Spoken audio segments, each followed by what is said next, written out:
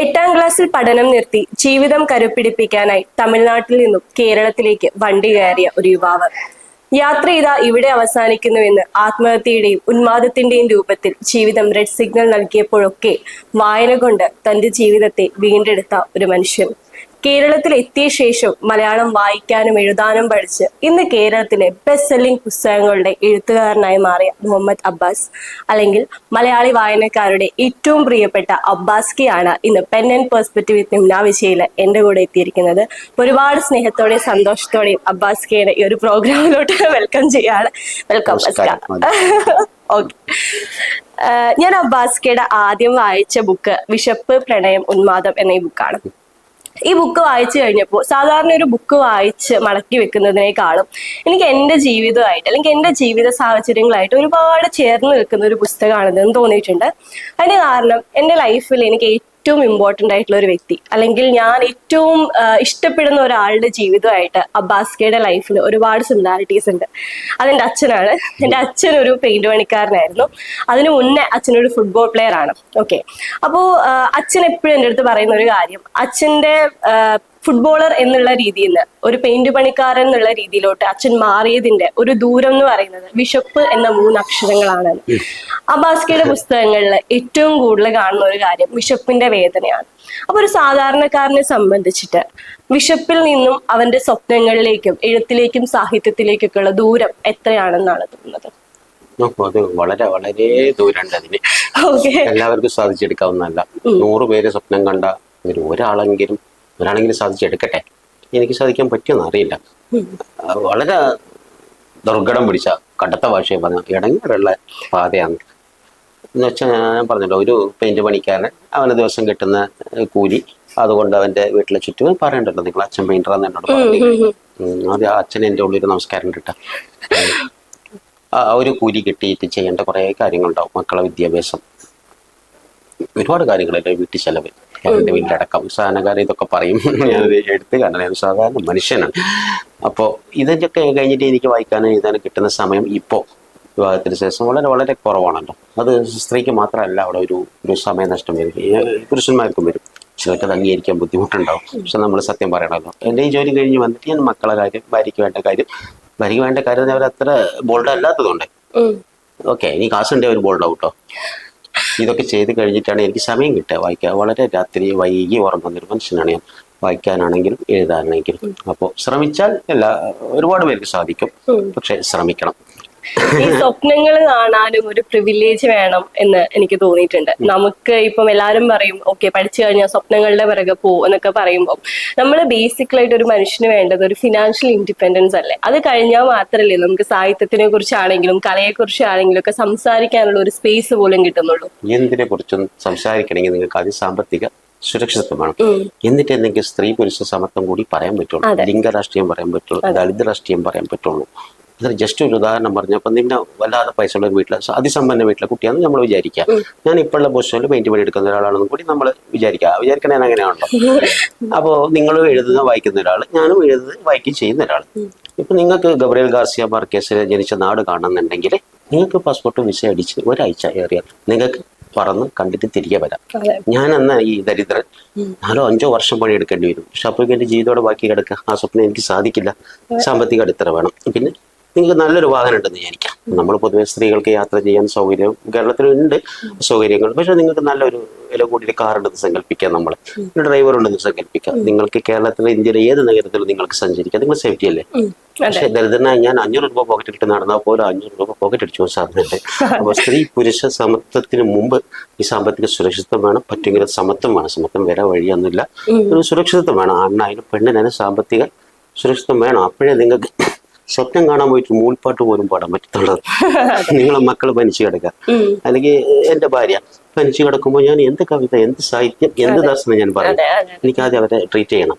ഉമ്മ ഉപ്പ ആരാവട്ടെ, എന്നെ പരിസരങ്ങളില്ല, എന്റെ ആശ്രയിച്ചല്ല, എന്റെ പരിസരങ്ങളിലുള്ള മനുഷ്യരുടെ മറ്റ് അടിസ്ഥാന സൗകര്യങ്ങളൊക്കെ നിറവേറ്റിയിട്ട് എനിക്ക് എന്തു ചെയ്യാൻ പറ്റത്തുള്ളൂ, എന്റെ കാര്യം പോലും. അത്രേ ഉള്ളൂ. മിക്കവാറും ഇതുവരെ അത് അനുഭവിച്ചിട്ടുള്ളവരൊക്കെ പ്രിവിലേജ് ഉള്ളവർ, സാമ്പത്തികമായിട്ട് ഉന്നതിയിൽ നിന്നവരൊക്കെ തന്നെയാണ് നമ്മൾ ഇന്ന് കാണുന്ന എഴുത്തുകാർ വന്നിട്ടുള്ളത്. തുടക്കത്തിൽ അവർക്ക് ഇഷ്ടപ്പെട്ടിട്ടുണ്ടാവാം, പിന്നെ ജോലി ഇല്ലാത്ത ഏതെങ്കിലും യുക്തിവാദിനെ ആക്ടിവിസ്റ്റിനെ നിങ്ങൾ കണ്ടുക്കണം? അത് ക്വസ്റ്റ്യൻ ആണ്. അതാണ് ഏറ്റവും വലിയ ക്വസ്റ്റ്യൻ. 50K ശമ്പളം വാങ്ങുന്നവരാണ് യുക്തിവാദം പറയാ അല്ലെ? പാവം വിശ്വാസിയെ പരിഹസിക്കല്, അല്ലെങ്കിൽ എന്നെയോ നിങ്ങളെ പോലെ എഴുത്തുകാരെയൊക്കെ പരിഹസിക്കൽ ആരായിരിക്കും? ഇച്ചിരി താടിക്ക് നീട്ടി വളർത്തി വളരെ സേഫാണ് സഞ്ചരിക്കാൻ, സ്ഥിരീകരിച്ച വാഹനങ്ങളുണ്ട്, സ്ഥിരീകരിച്ച വീടുണ്ട്, അവർക്ക് എന്തോ ആവാന്നേ. ഓക്കെ.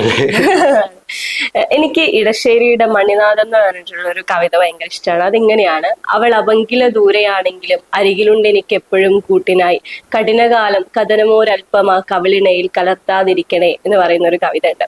ഇപ്പോ അവള് എന്റെ അടുത്തില്ലെങ്കിൽ പോലും എവിടെയാണെങ്കിലും ജീവിതത്തിൽ എപ്പോഴും അവൾക്ക് സന്തോഷം മാത്രം കിട്ടണം എന്ന് പറയുന്ന ഒരു പ്രണയം, അങ്ങനെ ആഗ്രഹിക്കുന്ന ഒരു കാമുകൻ. അപ്പൊ ഈ ഒരു കാലത്ത് അങ്ങനെയുള്ള കാമുകനും കാമുകനും ഒക്കെ കിട്ടുക എന്ന് പറയുന്നത് ഒരു വലിയ ഭാഗ്യമാണ്. അപ്പൊ പ്രണയം എന്ന് പറയുന്ന ആ ഒരു മാജിക്കൽ വേർഡ്സ് ഉണ്ടല്ലോ. അപ്പൊ അബാസ്കയുടെ ലൈഫിനെ കുറിച്ച് ഇങ്ങനെ വായിച്ച സമയത്ത് ഞാൻ കേട്ടിട്ടുണ്ട്, തമിഴ്നാട്ടിൽ നിന്നും കേരളത്തേക്ക് വരാൻ കാരണം കുടുംബത്തിലുണ്ടായ ഒരു പ്രണയനഷ്ടമാണ്, വേറൊരാൾക്ക് ഉണ്ടായിട്ടുള്ള ഒരു പ്രണയനഷ്ടമാണെന്ന് വായിച്ചിട്ടുണ്ട്. അപ്പോ ആ ഒരു കാലത്തിൽ നിന്ന് ഇന്നിലേക്ക് വരുന്ന സമയത്ത് നമ്മുടെ പ്രണയത്തിന്റെ സമവാക്യങ്ങൾ എത്രമാത്രം മാറ്റപ്പെട്ടിട്ടുണ്ടെന്ന് തോന്നുന്നു? ഞങ്ങൾ വരാൻ കാരണം ഏട്ടൻ ദരിദ്രനും ഏട്ടൻ പ്രണയിച്ച പെൺകുട്ടി അന്ന് ഇന്നത്തെ കാലത്ത് സാധിക്കുമ്പോൾ സമ്പത്തേ അല്ല. പക്ഷെ അന്ന് ഞങ്ങൾ ജീവിച്ച ചുറ്റുപാടിൽ ഒരു കൊച്ചു വാർപ്പ് വീട്, ഒരു ഇച്ചിരി റബ്ബർ മരങ്ങളൊക്കെ ഉള്ള സമ്പന്നത. അന്നത്തെ കാലത്ത് 30-35 വർഷം മുമ്പുള്ള കാര്യമല്ലേ. അവിടെ ഈ സമ്പത്താണ് ഇടങ്ങേറുന്നത്. എൻ്റെ ഏട്ടൻ ഇച്ചിരി സമ്പത്ത് ഉണ്ടായിരുന്നെങ്കിൽ കുട്ടിയെ വിവാഹം കഴിക്കാൻ പറ്റുമായിരുന്നു. പ്രണയം എന്നതിലുപരി സമൂഹം നിശ്ചയിക്കുന്ന കല്യാണത്തിന്റെ ഒരു മാനദണ്ഡമുണ്ടല്ലോ. ഇവര് ഒളിച്ചോടാനൊക്കെ നോക്കി അതൊക്കെ പൊട്ടിപ്പോളിസായതാണ്. എന്നിട്ടാണ് ഞങ്ങൾ തിരിച്ചു വരുന്നത്. അപ്പൊ നിങ്ങൾ ജാതി നോക്കിയിട്ട്, മതം നോക്കിയിട്ട്, സാമ്പത്തികം നോക്കി പ്രണയിക്കാൻ നിന്നാൽ അത് ഏറെ വിവാഹത്തിൽ കലാശിക്കും. അതൊരു പ്രണയമായി മാറുന്ന എനിക്ക് തോന്നുന്നില്ല. പ്രണയത്തിന് നിങ്ങൾ ജാതി നോക്കേണ്ട ആവശ്യമില്ല. ഞാനൊരു കാൽപ്പനികത പറയുന്നതല്ല, എന്റെ കൂടി ജീവിതാനുഭവം ഞാനാ പറയുന്നത്. പ്രണയം ഒന്നിനും ബാധിക്കില്ല. ജാതിയെ, സമ്പത്തിനെ പ്രണയം ബാധിക്കില്ല. നിങ്ങൾ വിവാഹം കഴിക്കാൻ ആഗ്രഹിക്കുന്നുണ്ട്, അല്ലെങ്കിൽ നമ്മൾ ഈ പറയുന്ന ഒരു കാര്യം ഉണ്ടല്ലോ, ഞാൻ അവളെ സ്വന്താക്കി, അല്ലെങ്കിൽ പുരുഷൻ പറയും ഞാൻ അവളെ സ്വന്താക്കി, സ്ത്രീ പറയും ഞാൻ അവനെ സ്വന്താക്കി. നിങ്ങളൊരു വസ്തുവിനെ സ്വന്താക്കാൻ പറ്റുള്ളൂ, ഒരു വ്യക്തിയെ സ്വന്താക്കാൻ പറ്റില്ല. സ്വന്തമായ ഒരു വ്യക്തിയാണ്. അത്തരം പ്രണയങ്ങളുണ്ടല്ലോ. ആ പ്രണയത്തിന് നിങ്ങൾ ജാതി പ്രശ്നമല്ല, മതം പ്രശ്നമല്ല, നിങ്ങൾ സാമ്പത്തികം ഒന്നും പ്രശ്നമല്ല. അത് എന്റെ ഏട്ടൻ തെളിവാന്ന്, ഞാനും തെളിവാന്ന് കുറെയൊക്കെ. പ്രണയത്തെ പറ്റി ഒരുപാട് എഴുതിയ മനുഷ്യനാണല്ലോ പ്രണയത്തെ പറ്റി. പിന്നെ നമ്മൾ ഈ സമൂഹം നിശ്ചയിച്ച ഈ കുടുംബം എന്നുള്ള സ്ഥിതിയിൽ എത്തിച്ചേരുന്ന പ്രണയങ്ങളാണെങ്കിൽ അതിന് ജാതി വേണം, മതം വേണം, സമ്പത്ത് വേണം, അടിസ്ഥാനപരമായി സമ്പത്ത് വേണം. സാമ്പത്തികമായി തുല്യരായിരിക്കുന്നവരെ അധികം കല്യാണങ്ങൾ നടക്കുന്നുള്ളൂ. ബാക്കിയൊക്കെ ഒരു അഡ്ജസ്റ്റ്മെന്റിന് പോകുന്ന കല്യാണങ്ങളായിരിക്കാം. കുടുംബത്തിലെ അത്രമാത്രം പ്രണയം ഉണ്ടാവില്ല എന്നാണ് പറഞ്ഞു വരുന്നത്. അല്ല ദാമ്പത്യത്തിൽ ഉണ്ടാവില്ല എന്നാണോ ചോദിച്ചത്? അല്ല, ദാമ്പത്യം തുടങ്ങുമ്പോൾ ഞാനും എന്റെ ഭാര്യയും ഒട്ടുമേ പരിചയമില്ലാത്തവർക്ക്, അപരിചിതരായ 2 മനുഷ്യർ ജീവിക്കാൻ തുടങ്ങുന്നു. അവർക്കൊരു നല്ല മനസ്സുണ്ടായിരുന്നു, എനിക്ക് അത്ര നല്ലതല്ലെങ്കിൽ എനിക്ക് കുഴപ്പമില്ലാത്തൊരു മനസ്സുണ്ടായിരുന്നു.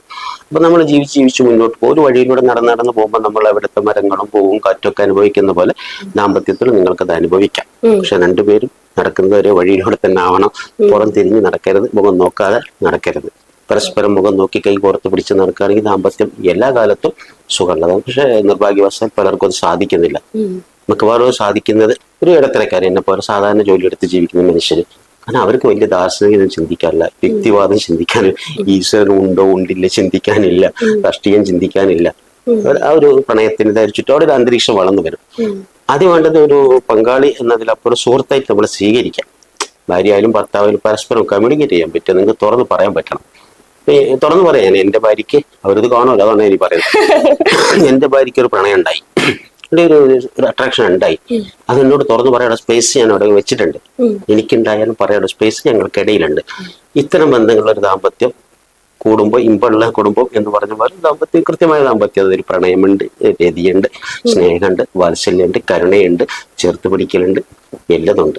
പക്ഷെ അത് വളരെ വളരെ അപൂർവമാണ് നിർഭാഗ്യവശാൽ നമ്മുടെ സമൂഹത്തിൽ. പക്ഷെ ഇല്ല എന്ന് ഖണ്ഡിക്കാൻ പറ്റില്ല. എന്റെ ജീവിതത്തിന് തെളിവ് അതിന്റെ പരിസരത്തൊക്കെ ഞങ്ങളത് കാണുന്ന. 60 വയസ്സായാൽ പോലും ഭാര്യ പനിച്ചു കിടക്കുമ്പോൾ ചുക്കാപ്പൊക്കെ ഉണ്ടാക്കി കൊണ്ടുപോയി കൊടുത്ത് മോളെ തന്നെ വിളിച്ചിട്ട് മോളെ നീച്ച് മലപ്പുറം ഭാഷയിൽ കുടിച്ചേ എന്ന് പറയുന്ന ഭർത്താക്കന്മാരുണ്ട്. നമ്മളത് അടച്ചാക്ഷേപിക്കാൻ വയ്യ. കുറച്ച് പേര് ഇപ്പൊ അങ്ങനെ ഉണ്ടാവാറുണ്ട്. ഭർത്താവ് പനിച്ചു കിടക്കുമ്പോൾ ഭാര്യ കാപ്പി ഉണ്ടാക്കി കൊണ്ടുവന്ന് കുടിപ്പിച്ച് പൊടിയിരിക്കഞ്ഞും മനസ്സിലാവുമല്ലോ, ഇതൊക്കെ കുടിപ്പിക്കും. പക്ഷെ ഈ പാവം ഭാര്യയ്ക്ക് പനി പിടിച്ച് അവർ തനിയെ കാപ്പി ഉണ്ടാക്കി കുടിക്കുന്ന മനസ്സിലായില്ല ഞാൻ ഉദ്ദേശിച്ചത്. മനസ്സിലായി. അങ്ങനത്തെ കുടുംബങ്ങളും ഉണ്ട്. ഇത് മാറുമായിരിക്കും എല്ലാം എല്ലാം. നിങ്ങളെ തലമുറയാണല്ലോ, ഒരുപാട് മാറ്റങ്ങൾ അന്നത്തെ ദാമ്പത്യത്തിനേക്കാളാണ് ഞാനിപ്പോ കാണുന്നത്.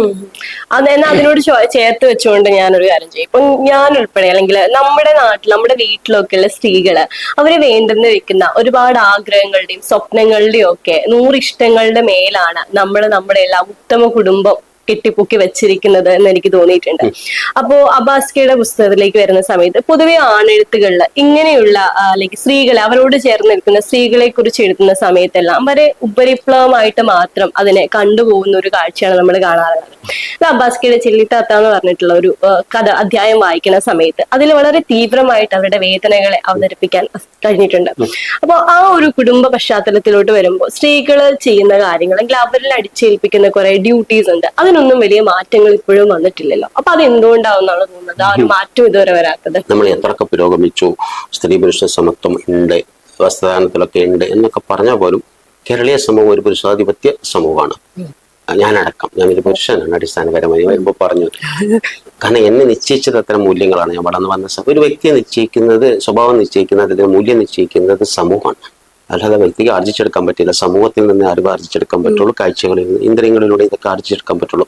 അപ്പൊ പുരുഷാധിപത്യ സമൂഹം നിലനിൽക്കുന്ന ഒരു സമൂഹത്തില് ഇത് പുരുഷനും സ്ത്രീയും വിചാരിച്ചാലേ ഇതിനെന്തെങ്കിലും മാറ്റം ഉണ്ടാവാൻ പറ്റുള്ളൂ. ഇപ്പോ പുരുഷന് എനിക്ക് സ്വാതന്ത്ര്യം അനുവദിച്ചു തരട്ടെ എന്ന് പറഞ്ഞ് സ്ത്രീ ഇരുന്ന് കഴിഞ്ഞാൽ ഒരു രക്ഷയില്ല. അത് പൊരുതി നേടുക തന്നെ വേണ്ടി വരും. ചിലപ്പോൾ നിങ്ങൾക്ക് ആ ബന്ധം ഉപേക്ഷിച്ച് പോവേണ്ടി വന്നേക്കാം. എന്ന് വെച്ച് പോകണമെന്നല്ല ഞാൻ പറയുന്നത്, പോവേണ്ടി വന്നേക്കാം. അപ്പോഴും നിങ്ങൾ പൊരുതിയെ പറ്റും. നിങ്ങൾ സ്വന്തം വ്യക്തിയാണ്. ഞാൻ പറഞ്ഞത് ഒരു വ്യക്തിയെ സ്വന്തമാക്കാൻ പറ്റില്ല. 2 വ്യക്തികൾ ചേർന്ന് ഒരു പാതയിലൂടെ സഞ്ചരിക്കാം. ഒരു മേശ എനിക്ക് കാശ് കൊടുത്ത് സ്വന്തമാക്കാം. പക്ഷെ നമ്മൾ പലപ്പോഴും ഉപയോഗിക്കുന്നത് ഞാൻ അവളെ സ്വന്തമാക്കി, അങ്ങനെ നിങ്ങൾ കേട്ടില്ല. എനിക്ക് സ്വന്തമാക്കണം. അത് അതിന്റെ അർത്ഥം എനിക്ക് ഇപ്പോഴും മനസ്സിലായിട്ടില്ല. എങ്ങനെ ഈ സ്വന്തമാക്കുന്ന ഒരു വ്യക്തിയെ, സ്വന്തമായ ചിന്തയുള്ള വ്യക്തി, എല്ലാ അർത്ഥത്തിലും വസ്ത്രധാരണം, ഭക്ഷണം വേറെ ആയിരിക്കാം, അവരുടെ ടേസ്റ്റ് വേറെ ആയിരിക്കാം, മറ്റൊരു ലോകമാണ് അവര്. അപ്പൊ പരസ്പരം ലോകം ഒന്ന് ചേർന്ന് പോകാൻ പറ്റുന്ന അത്രയും ഓക്കെ. നിങ്ങളെ ചോദിച്ചു ഞാൻ കാട് കയറി പോയിട്ടുണ്ട്. അല്ല, ആ ഒരു മാറ്റം ഇപ്പോഴും ഇപ്പൊ നമ്മൾ കല്യാണം കഴിച്ച് നോക്കുകയാണെങ്കിൽ ഇപ്പോഴും ചെക്കന്റെ വീട്ടിലോട്ടാണ് പെണ്ണ് പോകുന്നത്. അല്ലെങ്കിൽ ആ ഒരു റോൾസ് ഇപ്പൊ അബ്ബാസ്കയുടെ പുസ്തകത്തിൽ ഞാൻ വായിച്ചിട്ടുണ്ട്. ഒരേ കുടുംബത്തില് 2 ഭർത്താക്കന്മാര് രാഷ്ട്രീയം സംസാരിക്കുന്ന സമയത്ത് ഒരു ഭാര്യ അത് കണ്ടു നിൽക്കുകയും വേറൊരു ഭാര്യ അടുക്കളയിൽ പോയിട്ട് പാത്രം കഴുകുകയും ചെയ്യുന്ന ആ ഒരു വ്യത്യാസം, അത് അടിസ്ഥാനപരമായി സമ്പത്തിന്റെ ഒരു അടിസ്ഥാനത്തിൽ വരുന്ന ഒരു മാറ്റമാണോ? അപ്പൊ അന്നത്തെ എന്റെ ഒരു അനുഭവ പരിസ്ഥിതി ഞാൻ പറഞ്ഞുതരാം. ഞാൻ ആ അടുക്കളയിൽ പാത്രം മോറി എന്ന് പറയുന്ന ഈ ചെള്ളിത്താത്ത, അത് പറയാൻ മടിയില്ലല്ലോ. ഈ ചെള്ളിത്താത്തൊക്കെ എന്റെ ഏട്ടനെ, അവരുടെ ഹസ്ബൻഡിന് സാമ്പത്തിക അവസ്ഥ വീട്ടിലൊന്നും താമസിക്കേണ്ട ആവശ്യമില്ല. അത്തരം ഒരു വീട് അദ്ദേഹത്തിന് അവിടെ സാമ്പത്തികമായിട്ട് ഉണ്ടെങ്കിൽ അവരവിടെ ആയിരിക്കും അല്ലേ. അപ്പൊ സാമ്പത്തികമായിട്ടുള്ള പിന്നോക്കം നിൽക്കുന്നതുകൊണ്ട് തന്നെയാണ് ഏട്ടന് വീടില്ലാത്തത് കൊണ്ട് തന്നെ അവിടെ വന്ന് നിൽക്കേണ്ടി വന്നതും ഏട്ടന്റെ ഭാര്യയ്ക്ക് വോയിസ് ഇല്ലാതെ പോകുന്നതും. അത് ഒരുപാട് വീടുകളിൽ ഇപ്പോഴും ഉണ്ട്. കൂട്ടുകുടുംബം ഇപ്പൊ ഒരു 5-6 മക്കളൊക്കെ ഉള്ള വീടുകളിൽ ഇപ്പോഴും അങ്ങനെയൊക്കെ തന്നെ അവസ്ഥ. മൂത്താള് കല്യാണം കഴിച്ചിട്ടുണ്ടാവും, വേറെ പോയിട്ടുണ്ടാവില്ല. ആ മരുമകൾ ആ വീട്ടിലെ ജോലിയൊക്കെ എടുക്കുക. അവിടുത്തെ പെൺകുട്ടി പോലും ചെയ്യില്ല. അവിടെ വരുന്നുണ്ട്. അവിടെ ഉള്ളതൊരു പെൺകുട്ടിയാണ്. ആ പെൺകുട്ടി അയ്യോ ഇത് എന്നെ പോലെ സ്ത്രീയാണ് എന്ന് കരുതി അവർ അടുക്കള ജോലി സഹായിക്കുന്നത്. ഞാൻ പെയിന്റ് അടിക്കാൻ പോയ അല്ലെങ്കിൽ ഒരുപാട് വീടുകളിൽ പേര് പറയണ്ട ഒരു വീട്ടിൽ ഞങ്ങൾ പെയിന്റ് അടിക്കുമ്പോൾ 15-20 ദിവസമൊക്കെ ആകുമ്പോൾ പുറമൊക്കെ പെയിന്റ് അടിച്ചു നമുക്ക് അവിടുത്തെ ഒരു അന്തരീക്ഷം പിടുത്തം കിട്ടും. പക്ഷെ ഞാൻ കാണുന്നില്ല അവിടുത്തെ പെൺകുട്ടികൾ മരുമക്കളെ സഹായിക്കുന്നതോ ജോലി ഷെയർ ചെയ്യുന്നതോ കാണുമ്പോൾ ഭാര്യയും ഭർത്താവും ഷെയർ ചെയ്യാത്തപ്പോഴും നമ്മൾ പറയും. പക്ഷെ അത് അവിടെ തന്നെ അതും അവർ വളർന്നു വന്ന ഒരു ഇതിൻ്റെതാണ്, കുറ്റം പറയല്ല. അപ്പൊ ഇതിനൊക്കെ ഒരു മാറ്റം ഉണ്ടാവണം. മൊത്തത്തിൽ കാര്യമായ മാറ്റങ്ങളൊന്നും ഇതുവരെയും കുടുംബത്തിനകത്ത് ഉണ്ടായിട്ടില്ല. എത്ര പുരോഗമിച്ചു എന്ന് പറഞ്ഞാൽ ഒരു കാര്യത്തിലും നിങ്ങൾക്ക് ജോലി ഉണ്ടായിരിക്കാം. അങ്ങനത്തെ കുറെ സ്ത്രീകൾ ജോലിയുണ്ട്, അവരെ അക്കൗണ്ട് ഉണ്ട്, അവർക്ക് അവരെ ATM കാർഡ് ഭർത്താവിന്റെ കയ്യിലായിരിക്കും. അദ്ദേഹമാണ് കാശെടുത്ത് ഏട്ടാ എനിക്കൊരു സാരി അല്ല ഇക്ക എനിക്കൊരു ചുരിദാർ എന്ന് പറയേണ്ട അവസ്ഥ ഇപ്പോഴും നിലവിലുണ്ട്. പക്ഷെ അതിന് നിങ്ങൾ പൊരുത് തന്നെ വേണം. ഈ വുമൻസ് ഡേക്ക് ഇപ്പൊ എല്ലാവരും സ്ത്രീകൾ സ്വതന്ത്രരാവും എന്ന് പറയുന്നുണ്ടല്ലോ. അപ്പൊ ഞാൻ ഒരിക്കലും പറഞ്ഞിട്ടുള്ളത് പുരുഷന്മാർ ഇനിയെങ്കിലും സ്വതന്ത്രരാവാൻ പഠിക്കണം എന്നാണ്. കാരണം സ്ത്രീകൾ ഇപ്പോ രാവിലെ വീട്ടു ജോലികളൊക്കെ കഴിഞ്ഞ് അവർ പുറത്തു പോയി ജോലി ചെയ്ത് IT മേഖലയിലാണെങ്കിൽ ബേസിക് ആയിട്ടുള്ള തൊഴിലാളി ജോലികളാണെങ്കിൽ അവർ ചെയ്ത് വീട്ടിൽ വന്ന് വീണ്ടും വീട്ടിലെ ഭർത്താവിന്റെയും കുട്ടികളുടെയും ഒക്കെ കാര്യം നോക്കിയിട്ടാണ് അവരുടെ ഒരു ദിവസം കഴിയുന്നത്. രാവിലെ ഭർത്താവ് എണീക്കുമ്പോൾ ചായ ആയോ കോഫി ആയോ എന്ന് ചോദിച്ചാൽ അവർ പണിക്ക് പോയിട്ട് അവർ വരുന്നു. അപ്പൊ ശരിക്കും ആരാണ് ഇവിടെ ഇൻഡിപെൻഡന്റ് അല്ലാത്തത് എന്നൊരു ക്വസ്റ്റ്യൻ വരുന്നുണ്ട്. അപ്പൊ ശരിക്കും പുരുഷന്മാരല്ലേ ഇൻഡിപെൻഡന്റ് ആവേണ്ടത് ഈ ഒരു കാലത്ത്? ഈ പുരുഷൻ ഇൻഡിപെൻഡന്റ് പറഞ്ഞാൽ അവന്റെ ഭക്ഷണമെങ്കിലും ഉണ്ടാക്കി സ്വാതന്ത്ര്യം ഞാൻ ഉദ്ദേശിക്കുന്നത് എന്ന് വെച്ചാൽ ജോലി രണ്ടുപേരും ചെയ്യുന്നുണ്ട്. സ്വഭാവം എന്തോ ആട്ടെ ജോലിയുടെ, 2 പേര് ആ ജോലി ചെയ്യുന്നതിന് വീട്ടിലെ ജോലി 2 പേര് ഷെയർ ചെയ്യണമെന്ന്. വസ്ത്രം അലക്കുന്നതോ എന്തോ ആവട്ടെ, വീട് ക്ലീൻ ചെയ്യുന്നതോ എന്തോ ആവട്ടെ, ഇതിന്റെ ഒരു വിഷയം എന്താ പറയുക, നമ്മള് ജനിച്ചു വീഴുന്ന കുട്ടിയെ നമ്മളാണ് ലിംഗം നിശ്ചയിച്ചു കൊടുക്കുന്നത്. നിങ്ങൾ കുട്ടികളെ കണ്ടിട്ടില്ലേ, ചെറിയ കുട്ടികളെ? ഇപ്പോ ഞാൻ എപ്പോഴും പറയാറുണ്ട്, ഒരു ആൺകുട്ടി ഞങ്ങളൊക്കെ പരിസരങ്ങളിൽ ഒരു ചൂലെടുത്ത് അടിച്ചു വരാൻ പോയ ഉമ്മയോ ഏട്ടത്തിയോ തന്നെ പറയും, എടാ ആ ചൂലോട്ടെടാ, അതെന്താ പെൺകുട്ടിയാണോ? പക്ഷെ അതേസമയം ഒരു പെൺകുട്ടി അത് ചെയ്യുമ്പോൾ നമ്മൾ നോർമലായിട്ട് എടുക്കുന്നത്, അവർക്ക് നമ്മളങ്ങ് തീറെഴുതി കൊടുത്തത് അടിച്ചു വാരി തുണി അലക്കലൊക്കെ. അപ്പൊ നമ്മളാണ് ആ ലിംഗം കുട്ടികളെ ബോധത്തിലേക്ക് കടത്തിവിടുന്നത്. ഈ അസമത്വത്തിന്റെ ഒരു വിഷയം കടത്തിവിടുന്നത് നമ്മൾ തന്നെയാണ്. അതിൽ സ്ത്രീയുണ്ട് പുരുഷനുണ്ട്. നമ്മൾ വളർന്നു വന്നത് എന്തോ അത് നമ്മൾ കൈമാറ്റം ചെയ്യാന്നല്ലാതെ പുതിയതൊന്നും നമ്മൾ കുട്ടികൾക്ക് കൊടുക്കുന്നില്ല. കൊടുത്ത് അവർ മാറുന്നു, ഉഷാറാവില്ല. അബ്ബാസ്കയുടെ മകന് 10ാം ക്ലാസ്സിലെ റിസൾട്ട് വന്ന സമയത്ത് ഇട്ട ഫേസ്ബുക്ക് പോസ്റ്റ് വളരെ വൈറലായിട്ട് പോയിട്ടുള്ള ഒരു കാര്യമാണ്. ലൈക്ക് ഫുൾ എ പ്ലസ് കിട്ടിയില്ലെങ്കിലും പൂച്ചയ്ക്ക് വെള്ളം കൊടുക്കുന്ന മകന്, കഴിച്ച പാത്രം കഴുകി വെക്കുന്ന മകന്, മറ്റുള്ളവരോട് സഹാനുഭൂതി കാണിക്കുന്ന മകന് എന്റെ ആശംസകൾ എന്നാണ് പറയുന്നത്. അപ്പൊ ഈ നമ്മുടെ മക്കളോട് മാറാൻ പറയുന്നതിന്റെ കൂട്ടത്തിൽ നമ്മുടെ പാരന്റിങ് രീതികളിലും ഒരുപാട് മാറ്റങ്ങൾ വരണ്ടേയില്ലേ? ആദ്യം നമ്മൾ മാറണമെങ്കിൽ മാറ്റം വരാതെ കുട്ടികൾ എങ്ങനെയാ മാറുന്നത്? ഈ ഒരു 10 വയസ്സ് വരെ ഈ കുട്ടികളെ പാരന്റിങ് വേണമല്ലോ. പോട്ടെ 5 വയസ്സ് വരെയെങ്കിലും നമുക്ക് വേണം, അവർ ഭാഷ പഠിക്കുന്നതൊക്കെ വരെ. നമ്മൾ എന്ത് അവർക്ക് അങ്ങോട്ട് ഫീഡ് ചെയ്യുന്നു അതേ അവർ തിരിച്ച് ഇങ്ങോട്ടും സമൂഹത്തിലോട്ടും കൊടുക്കത്തുള്ളൂ. ഒരുപാട് മാറ്റങ്ങൾ കുട്ടികളെ വളർത്തുന്ന കാര്യത്തിൽ ഇനിയും വരാനുണ്ട് അല്ലേ? പെൺകുട്ടികളോട് ഇപ്പോഴും പറയുന്ന വർത്താനം കേട്ടാൽ നമ്മൾ അന്തം വിട്ടു പോകും. 24 ഇരിക്കുന്നത് എന്നുള്ള കാല് കയറ്റി വെക്കരുത്, മുടി അഴിച്ചിടരുത്, മുതിരി ചുരുട്ടി വെക്കരുത്, കെട്ടി വെക്കരുത്, ഇവിടെ ബട്ടൺ തുറന്നിടരുത്, പിൻവശം തള്ളി നിൽക്കരുത്. നമ്മൾ പെയിന്റടിക്കാൻ പോകുന്ന വീട്ടിലും എന്റെ പരിസരങ്ങളിലുള്ള കാര്യം പറഞ്ഞു. മൊത്തം കേരളീയ അവസ്ഥ എനിക്കറിയില്ല, എനിക്ക് എന്റെ പരിസരങ്ങളെ അറിയുള്ളൂ. മിക്കവാറും അങ്ങനൊക്കെ തന്നെ ആവാം എല്ലാ പരിസരങ്ങളും. സ്ത്രീക്ക് വീടിനകത്തുണ്ടാവുന്ന വിലക്കുകൾ, പലതരം മതപരമായ വിലക്കുകളുണ്ട്, സമൂഹം കൽപ്പിച്ച മറ്റു കുറെ വിലക്കുകളുണ്ട്. ഓരോ കുടുംബത്തിന്റെ അകത്തുണ്ടാവുന്ന ചില പ്രത്യേക കുടുംബങ്ങൾക്ക് ചില വിലക്കുണ്ട്. അപ്പൊ പുരുഷന് എത്രയോ ഫ്രീ ആണ് വീടിനകത്ത്, അവൻ തന്നെ എപ്പോഴും അവിടെ അധികാരി. നമ്മൾ എന്തൊക്കെ മാറി എന്ന് പറഞ്ഞാൽ പുരുഷനാണ് അധികാരി. അതേസമയം ഒരു വരുമാനമുള്ള സ്ത്രീയാണെങ്കിൽ ഇച്ചിരി വേദമുണ്ട്. അപ്പോൾ ഞാൻ പറഞ്ഞ ഒരു ATM കാർഡ് ഭർത്താവിന്റെ കയ്യിൽ, അത് ഒരിക്കലും ജോലിയുള്ള ഒരു സ്ത്രീ അല്ലെങ്കിൽ പെൺകുട്ടി അനുവദിച്ചു കൊടുക്കരുത്. അവരവർ കയ്യിൽ വെക്കുക, അവർ അധ്വാനത്തിന്റെ പ്രതിഫലമാണ് അല്ലെ. എന്നിട്ട് അവർ ഇഷ്ടപ്പെട്ടിട്ട് മക്കൾക്കോ ഭാര്യയ്ക്കോ അല്ല ഭർത്താവിനോ അച്ഛനോ അമ്മയ്ക്കോ ആർക്ക് വേണമെങ്കിലും കൊടുത്തോട്ടെ, സഹായിച്ചോട്ടെ, ഹെൽപ്പ് ചെയ്തോട്ടെ. പക്ഷെ അത് അവരെ അവകാശമാണെന്ന്. അതിൽ വിട്ടുകൊടുക്കുന്ന ഇടത്ത് അവർ സ്ത്രീ അല്ലാതായി മാറി.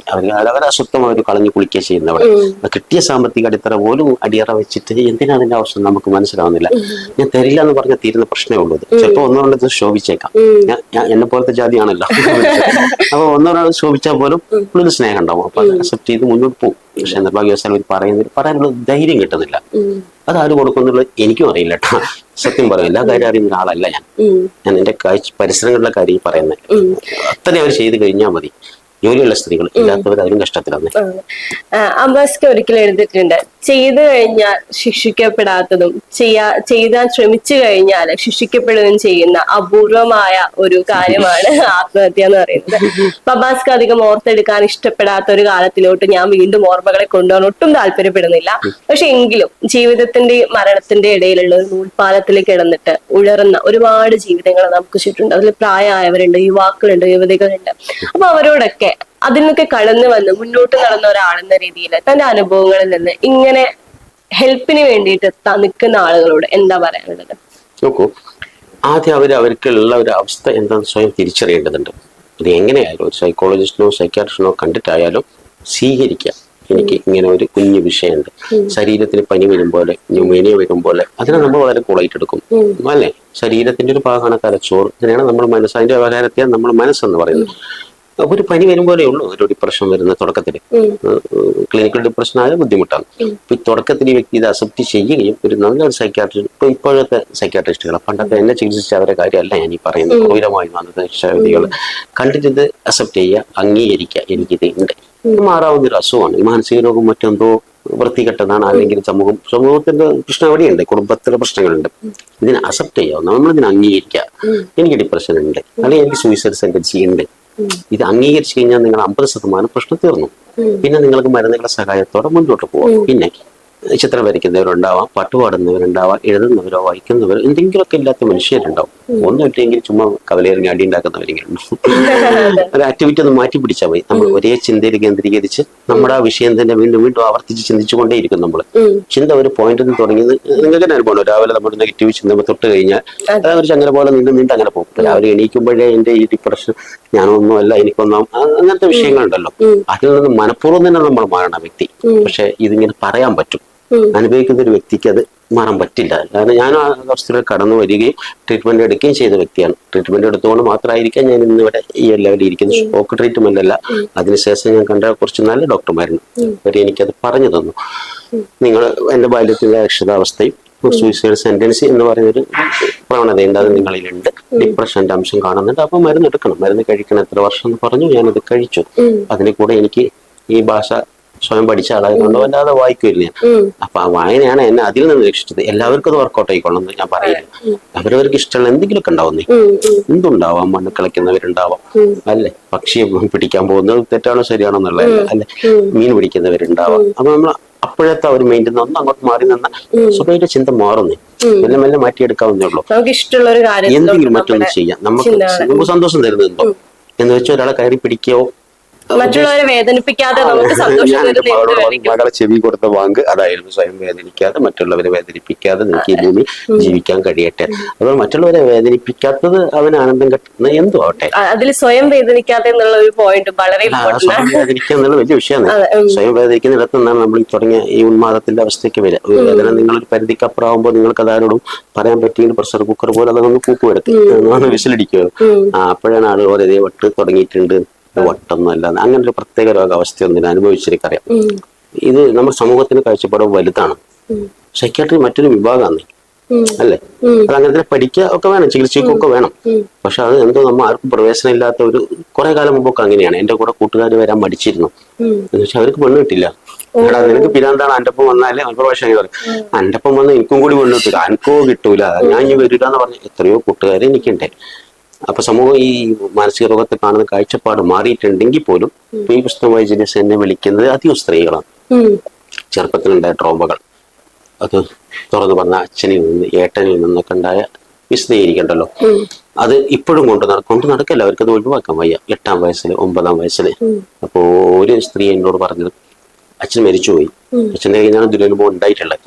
അച്ഛൻ സമൂഹത്തിൽ നല്ല മനുഷ്യനാണ്, മരിച്ചും പോയി. ഇനി ഈ സ്ത്രീ ഇത് ആരോട് പറഞ്ഞാലും വിശ്വസിക്കാൻ. നിങ്ങളൊന്ന് ആലോചിച്ച് നോക്കുക അവരുടെ അവസ്ഥ. ഭർത്താവിനോട് പറയാൻ വയ്യ, ബന്ധസ്ഥിതിയിലാവും ഒപ്പം അവർ വെച്ചിട്ട്. അത്ര ഒരുപാട് രോഗങ്ങളോടെ കടന്നു പോകുന്ന സ്ത്രീകളാണ് അധികം ഞാൻ കണ്ടത്. ഈ പുരുഷൻ എന്നോട് സംസാരിക്കുന്നതാണോ എനിക്കറിയില്ല. ഈ പ്രത്യേകിച്ച് ഈ പുസ്തകം വായിച്ചിട്ട് എന്നെ വിളിക്കുന്നവരൊക്കെ 10-ൽ ഒരു 6 പേരും അത്തരം പ്രശ്നങ്ങൾ, അല്ലെങ്കിൽ മറ്റ് കുഞ്ഞു ഡിപ്രഷൻ പോലത്തെ അവസ്ഥ, ഒന്നിനും താല്പര്യമില്ലാത്ത അവസ്ഥ.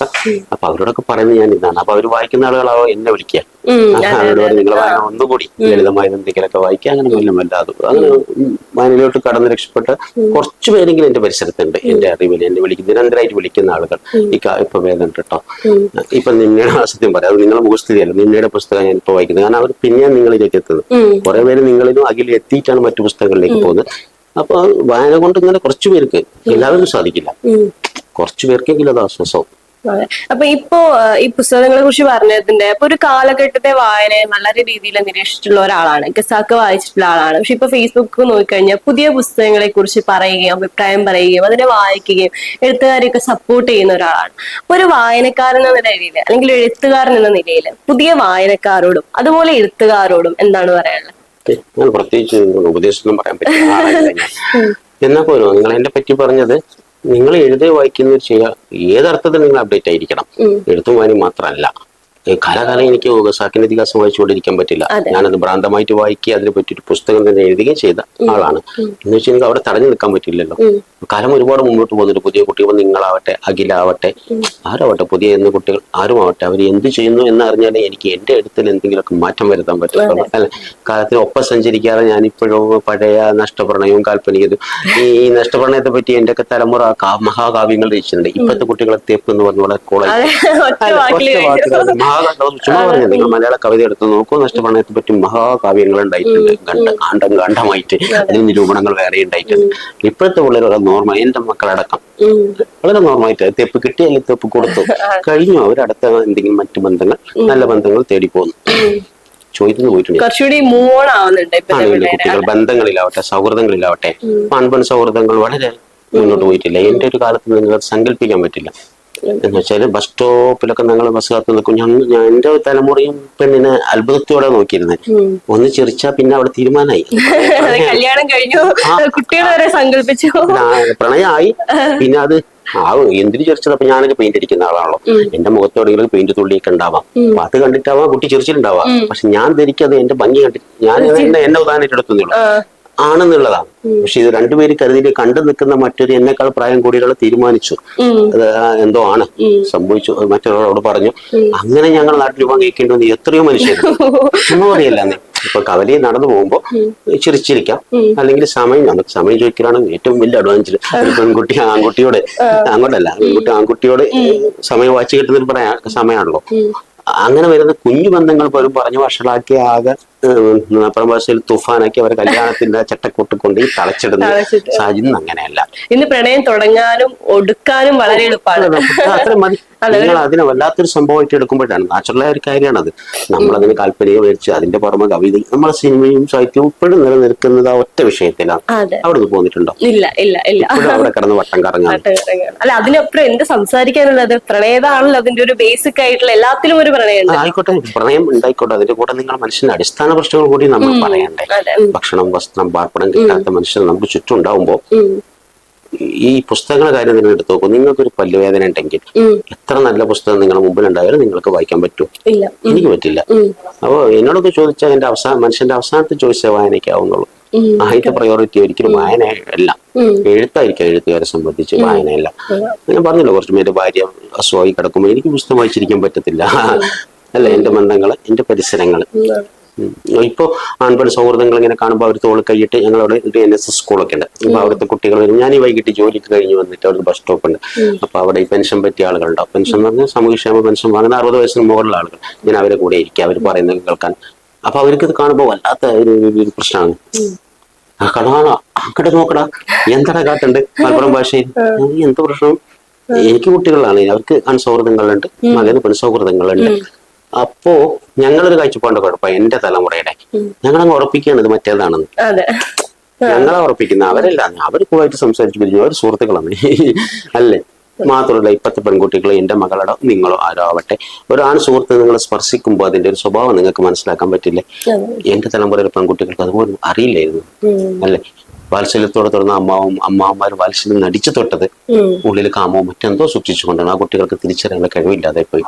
ഇന്ന് നിങ്ങളൊരു കുട്ടിയെ തൊട്ട അടി ഉറപ്പാണ്, ചില പ്രത്യേക സാഹചര്യം വീടിനകത്തൊക്കെ ആണെങ്കിൽ രക്ഷയില്ല. കുട്ടിയെ സംബന്ധിച്ച് ആ സാഹചര്യം നിലനിൽക്കുന്നുണ്ട്. ഇത് വലിയ എന്തോ സംഭവമായിട്ട് എടുക്കുന്നത് ഇതും ഒരു ജീവിതത്തിന്റെ ഒരു ഭാഗമാണ് പ്രണയം. അതായത് പ്രണയിക്കാൻ വേണ്ടി ജീവിക്കല്ല, ജീവിതത്തിൽ പ്രണയമുണ്ട്. ഭക്ഷണം, വസ്ത്രം, പാർപ്പിട, സഹജീവികളുള്ള ഇതൊക്കെയുള്ള കൂടെ പ്രണയമുണ്ട്. ഇത്ര എടുത്താൽ മതി. ഇതിന് മഹാദണ്ഡകാവ്യങ്ങളോ നഷ്ടപ്രണയത്തിനെ പറ്റി എഴുതേണ്ട ആവശ്യമില്ല. അവളെ എത്തിച്ചു പോയാലും ഞാൻ അവളെ ഇട്ടിച്ചു പോന്നു. ഈ ഒറ്റ വാക്ക് തേപ്പ് വളരെ ഭംഗിയായിട്ട് എനിക്ക് ആ വാക്ക് തോന്നി. പൊളിറ്റിക്കലി ഇൻകറക്റ്റ് ആണെന്നാണ് പറയുന്നത്. ഇല്ലതും പൊളിറ്റിക്കൽ കറക്റ്റ്നെസ് നോക്കിയാൽ നിങ്ങൾക്ക് ജീവിക്കാൻ പറ്റില്ല. എന്താ പറ്റുമോ? ഇല്ല, ഒരു പരിധി വരെയൊക്കെ ആവാം നിങ്ങൾക്ക് പൊളിറ്റിക്കൽ കറക്റ്റ്നെസ്. എന്തും ഒരു അധികമായ അമൃതം വിഷം എന്ന് പറയുമ്പോൾ നിങ്ങൾ എന്തോ അമിതമായ അത് വിഷം തന്നെയാണ്. ഈ ആത്മഹത്യ ചെയ്ത് പരാജയപ്പെട്ട് കിടക്കുന്ന, ആത്മഹത്യ ചെയ്യാൻ ശ്രമിച്ച് പരാജയപ്പെട്ട് കിടക്കുന്ന ഒരു മകന് ലൈക്ക് സിഗരറ്റ് കൊണ്ടുകൊടുത്ത ആളാണ് എന്റെ ബാപ്പ എന്ന് പറഞ്ഞിട്ടുണ്ടായി. അതെ. അപ്പം ആദ്യമൊന്നും വായനയെ കുടുംബത്തിൽ ആരും അധികം സപ്പോർട്ട് ചെയ്തിട്ടുണ്ടായില്ല. പക്ഷെ ഇതിപ്പോ ഒന്നും എഴുതാറില്ലേ എന്ന് ചോദിച്ചിരുന്നത് ബാപ്പയാണ് എന്ന് പറഞ്ഞിട്ടുണ്ട്. അപ്പൊ അച്ഛനെ എങ്ങനെയാണ് ഓർത്തെടുക്കുന്നത്? ഇപ്പൊ എഴുതാറില്ല, വായിക്കാറില്ല എന്ന് ചോദിക്കാം. വായിക്കാറില്ല. ഉപ്പയോ ഉമ്മയോ അല്ലെങ്കിൽ അച്ഛനോ അമ്മയോ ആരോ ആവട്ടെ, അവർ വളർന്ന സാഹചര്യത്തിൽ വായനയില്ല, പുസ്തകങ്ങളില്ല എന്ന് വെച്ചാൽ ഖുർആനേ ഉള്ളൂ. അത് തന്നെ മലയാളം തൊടാൻ പാടില്ല, മലയാളം വായിക്കാൻ പാടില്ല, അറബിയെ വായിക്കാൻ പാടുള്ളൂ എന്ന് വെച്ചാൽ അതിന്റെ പിന്നിൽ പുരോഹിത വർഗണ്ടോ അവരുടെ ഉപജീവന മാർഗമാണ് അതിന്റെ വ്യാഖ്യാനങ്ങളൊക്കെ. അത് നമ്മൾ മലയാളത്തിൽ അച്ചടിച്ച് വായിച്ച് കൂളായിട്ട് മനസ്സിലാക്കി അവരെ കഞ്ഞുകൂടി മുട്ടും ഉസ്താദന്മാരെ. അപ്പൊ ഉപ്പ അങ്ങനെ സാഹചര്യത്തിൽ വളർന്ന മനുഷ്യൻ. അതുകൊണ്ട് തന്നെ അദ്ദേഹത്തിന്റെ ഒരു സാമൂഹ്യ സാഹചര്യം എനിക്ക് മനസ്സിലാവും. അന്നും ഇന്നും ഉപ്പാനോടോ ഉമ്മാനോടോ സഹോദരങ്ങളോ നമുക്ക് യാതൊരു വിരോധമില്ല. ഞാനും ആ സാഹചര്യത്തിൽ പെടേണ്ട മനുഷ്യനായിരുന്നു. എന്തുകൊണ്ടോ ഞാൻ മാറി ഇച്ചിരി എഴുതാനും വായിക്കാനും വീട്ടിൽ ഞാൻ ഉള്ളതാണ് കേട്ടോ. ഭ്രാന്തമായി വായിക്കുന്ന ഏട്ടന്മാരുണ്ടായിരുന്നു, അവർക്ക് നിന്നു. അതുപോലെ ഞാൻ വഴി നിങ്ങളോട് പറഞ്ഞു, കല്യാണത്തോടെ സ്ത്രീകൾ ഇത് നിന്നു പോകും, വായന നിന്നു പോകുന്നു പറഞ്ഞ പോലെ ഏട്ടനൊക്കെ വിവാഹത്തോടു കൂടി നിന്നു. അനിയനുണ്ട്, അവന് ഇത്തിരി പാർട്ടി സാഹിത്യം വായിക്കുന്നല്ലാതെ ഫിക്ഷൻ അങ്ങനത്തെ ഒന്നും വായിക്കില്ല. അത് നമ്മളെ ബാധിക്കുകയല്ല. ഉപ്പയും അല്ലെങ്കിൽ അച്ഛനും അമ്മയും എന്നോട് ചോദിച്ചാൽ അച്ഛനും അമ്മയൊക്കെ തന്നെ എനിക്കില്ല. ഞാൻ പഴഞ്ചനാണ്, ഇച്ചിരി ഭയങ്കര മക്കളെ വലുത്, ഭാര്യ വലുത്. അത് കഴിഞ്ഞിട്ട് നിങ്ങൾ പറഞ്ഞല്ലോ ഏറ്റവും പ്രിയപ്പെട്ട 10 പേരെടുക്കാൻ പറഞ്ഞാൽ സോറി ഞാൻ എന്നെ എടുക്കില്ല. അത് അതിന് കാരണം എന്താ, ഞാൻ അങ്ങനെ വിമർശന രൂപത്തിൽ പറയല്ല, അത് എന്റെ ഒരു കുഴപ്പമായിരിക്കും, എന്റെ തലമുറയുടെ അല്ലെങ്കിൽ എന്നെ പോലുള്ള കുറച്ച് പേരുടെ. ഞാൻ ആദ്യം ഉമ്മ ഇപ്പം മരിച്ചു പോയില്ല, ഇപ്പൊ ഇല്ല. ഞാൻ എന്റെ ഭാര്യയെ എടുക്കും ആദ്യം, പിന്നെ 2 പെൺകുട്ടികളെ എടുക്കും ആദ്യം, 4ാമത് എന്റെ മകനെടുക്കും, 5ാമതേ ഞാൻ വരുന്നുള്ളൂ. എനിക്ക് അത് തെറ്റായിരിക്കാം, പക്ഷെ എന്റെ അഭിപ്രായം അങ്ങനെയാണ്. എനിക്ക് അങ്ങനെ മുന്നോട്ട് പോകാൻ പറ്റുന്നുള്ളൂ. ഞാൻ നിങ്ങളെ പുസ്തകം വായിച്ച് അങ്ങനെ കുറെ ചിന്തിച്ചിട്ടുണ്ട്. ദൈവം എത്ര ചിന്തിച്ചിട്ട് എനിക്ക് പറ്റുന്നില്ല. എന്നുവെച്ചാൽ എന്റെ ഭാര്യയുടെ അവസ്ഥ എനിക്കറിയാം. മക്കളെ വിദ്യാഭ്യാസം പൂർത്തിയായിട്ടില്ല, മക്കളെ അവസ്ഥ എനിക്കറിയാം. പനക്കറിയാം അവർ ജീവിച്ചിരിക്കുമ്പോൾ. പക്ഷെ ആ ഒരു ആശയത്തെ പ്രചോദനം ഉൾക്കൊണ്ട് എത്രയോ പേര് എന്നോട് പറയാറുണ്ട്, നിങ്ങൾ ആ മുന്നോട്ട് വെച്ചൊരു ആശയമുണ്ടല്ലോ, അത് വായിച്ചിട്ട് ചെറുപ്പക്കാര് മുതിർന്നവരും 38 വയസ്സുള്ള ഒരു വായനക്കാരി അങ്ങനെ വിളിച്ചിട്ട്, അബ്ബാസ് നിന്നയുടെ പുസ്തകം എന്നെ വല്ലാതെ സ്വാധീനിച്ചു. അതിനുശേഷമാണ് അവർ വായനയിലോട്ട് കിടക്കുന്നത് ആണ്. എന്നിട്ടാണ് എന്റെ വിശപ്പും പ്രണയ കുമ്പസാരൊക്കെ അവർ വായിക്കുന്നത്. അപ്പൊ നിങ്ങൾ മുമ്പോട്ട് വെച്ച ആശയത്തിനോട് എനിക്കത് എന്തോ ഒരു ഇച്ചിരി പക്ഷെ അത് അംഗീകരിക്കുക. അതുകൊണ്ട് കാരണം വായന മുന്നോട്ട് കൊണ്ടുപോയി ജീവിതത്തിന് മാറ്റം വന്നു എന്ന് പറഞ്ഞ് എത്രയോ പേരെ റീൽസ് ചെയ്യുമ്പോൾ ഞാൻ ഈ റീൽസ് ചെയ്യുന്ന ഈ പുസ്തകം റീൽസ് അധികം വരാം. അവരോടും ചോദിക്കും നിങ്ങൾ വായിച്ചോ? വയ്ക്കാൻ 3/4 വായിച്ചു, പകുതി വായിച്ചു, പക്ഷെ തൊട്ട് നോക്കാത്ത ആരും ഇല്ല കേട്ടോ. അങ്ങനെ ആക്ഷേപം കൂടി വരുന്നുണ്ട്. പുസ്തകങ്ങൾ ചുമ്മാ വാങ്ങുന്നു, അഖിലിനെ പറ്റിയാലും നിങ്ങളെ പറ്റിയാലും ഒക്കെ പുസ്തകം വാങ്ങുന്നത്, ചുമ്മാ റീൽസ് ഇടുന്നത്, അത് പറയുന്നത് ആരാ എന്ന് നിങ്ങൾ അന്ന് ശ്രദ്ധിച്ചു നോക്കിയാൽ 1 2 പുസ്തകങ്ങൾ എഴുതിയവരാവും. അത് 1ാം പതിപ്പിൽ അവിടെ നിന്ന് പോയിട്ടുണ്ടാവും. അപ്പൊ എന്തായാലും ഞാൻ ആദ്യം ഓർത്തെടുക്കുമ്പോൾ എനിക്ക് സംസാര ശേഷി ശക്തിയിലത്തിന് അനിയത്തിന്റെ എനിക്ക് അവരും എന്റെ ലിസ്റ്റിൽ വരും. ഇതൊക്കെ കഴിഞ്ഞിട്ട് എത്ര ശ്രമിച്ചിട്ട് ഞാൻ വരുന്നുള്ളൂ. ഞാൻ ശ്രമിച്ചു നോക്കി, പറ്റുന്നില്ല. ആദ്യമായിട്ട് എന്നെ എടുക്കാൻ അത് എന്നെ മാത്രം കുഴപ്പമായിരിക്കാം കേട്ടോ. മറ്റു വ്യക്തികൾ അങ്ങനെ എടുക്കുന്നില്ല. അങ്ങനെ എടുക്കുന്ന വ്യക്തികളായിട്ട് എന്നോട് പറഞ്ഞല്ലോ. അതിന്റെ ശേഷം മാത്രം PSC എഴുതാൻ പോവേ ഒക്കെ ചെയ്ത കുട്ടികളാണ്. ഇമ്പാക്ട് നിങ്ങൾ ഉദ്ദേശിക്കുന്ന അത്രയൊന്നല്ല. നിങ്ങളോട് പറയാൻ അവർ മടിക്കുന്നുണ്ടാവാം, പക്ഷെ എന്നോടൊക്കെ അവർക്ക് പറയാം, നമ്മൾ പരിചയമില്ലല്ലോ. ഇനി ഇത് കാണുമ്പോ ചിലപ്പോ അവർക്ക് പരിചയം ഉണ്ടെന്നെങ്കിലും ഉദാഹരണം വന്നേക്കാം. അതുകൊണ്ട് അങ്ങനെ പറയണ്ട. അത് കാരണം പിന്നെ മുന്നോട്ട് വിദ്യാഭ്യാസത്തിന് പോയ കുട്ടികളും ഭാര്യമാരും കുഞ്ഞൊക്കെ ഒന്നായിട്ടുണ്ടാവാം. വായന വീണ്ടെടുത്തവര്, എഴുത്ത് വീണ്ടെടുത്തവര്, അത് വലിയൊരു കാര്യമല്ല. എഴുത്തുകൊണ്ട് സാധിക്കാവുന്ന പരമാവധിയാണത്. അതിനപ്പുറം ഒന്നും നിങ്ങൾക്ക് വലിയ സാമൂഹ്യ വിപ്ലവമൊന്നും വരുത്താൻ പറ്റത്തില്ല. ഏറ്റവും മാക്സിമം അല്ലെങ്കിൽ മിനിമം മാക്സിമം ചെയ്തെടുത്തിട്ടുണ്ട് നിങ്ങൾ. ആ പുസ്തകം വായിച്ചത് കൊണ്ട് സമയം വെറുതെ ആയി എന്ന് പറഞ്ഞ ഒരാളെ പോലും നമുക്ക് കണ്ടുപിടിക്കാൻ പറ്റില്ല. അങ്ങനെ എല്ലാ പുസ്തകത്തിനും അതിൻ്റെതായിട്ടുള്ള ഒരു മൂല്യമുണ്ട്. അബ്ബാസ്ക്ക് ഇപ്പൊ ഒരുപാട് പുസ്തകങ്ങൾ ഓൾറെഡി മലയാളത്തിന് സമ്മാനിച്ചു കഴിഞ്ഞു. അതെല്ലാം ഒരുപാട് വായിക്കപ്പെടുന്ന പുസ്തകങ്ങൾ തന്നെയാണ്. അപ്പം ഇനിയും മുന്നോട്ട് ഒരുപാട് പുസ്തകങ്ങൾ എഴുതാൻ സാധിക്കട്ടെ, ഒരുപാട് വായിക്കപ്പെടട്ടെ. ഇതുപോലെ ഒരുപാട് ഇന്റർവ്യൂസിലൊക്കെ പുസ്തകങ്ങളെ കുറിച്ചും അതിലുപരി ജീവിതത്തെ കുറിച്ചും ഒക്കെ സംസാരിക്കാൻ കഴിയട്ടെ. അപ്പൊ എല്ലാ സന്തോഷം വന്നതിൽ ഒരുപാട് നന്ദി. Thank you.